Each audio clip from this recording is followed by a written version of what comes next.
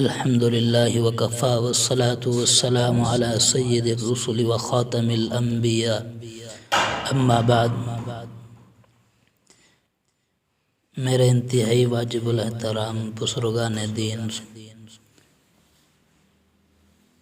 آج میں آپ حضرات کے سامنے اس بات کو بیان کرنا چاہتا ہوں کہ نبی کریم صلی اللہ علیہ وسلم کو اپنی امت کے بارے میں کس چیز کا زیادہ خوف تھا۔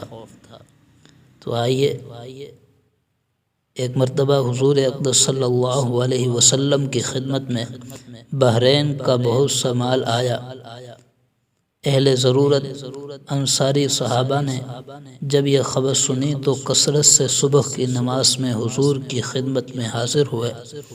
حضور صلی اللہ علیہ وسلم نے نماز کے بعد مجمع کو دیکھ کر تبسم فرمایا اور یہ ارشاد فرمایا کہ میرے خیال میں اس مال کی خبر سن کر تم آئے ہو۔ انہوں نے عرض کیا، بے شک یا رسول اللہ، اسی لیے حاضر ہوئے ہیں۔ حضور صلی اللہ علیہ وسلم نے فرمایا، میں تمہیں کثرت مال کی خوشخبری دیتا ہوں کہ عنقریب مال بہت زیادہ ہونے والا ہے، اور جس چیز سے تم خوش ہوتے ہو یعنی مال، اس کی امید رکھو کہ وہ تمہارے پاس بہت زیادہ آنے والا ہے۔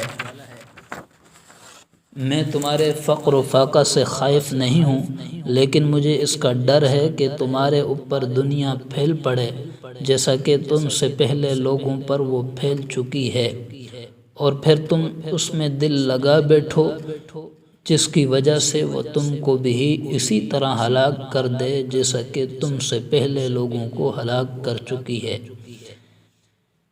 ایک اور حدیث میں حضور اقدس صلی اللہ علیہ وسلم کا ارشاد ہے کہ مجھے تم لوگوں پر زیادہ خوف اس بات کا ہے کہ حق تعالی شانہ تم پر زمین کی برکات نکال دے۔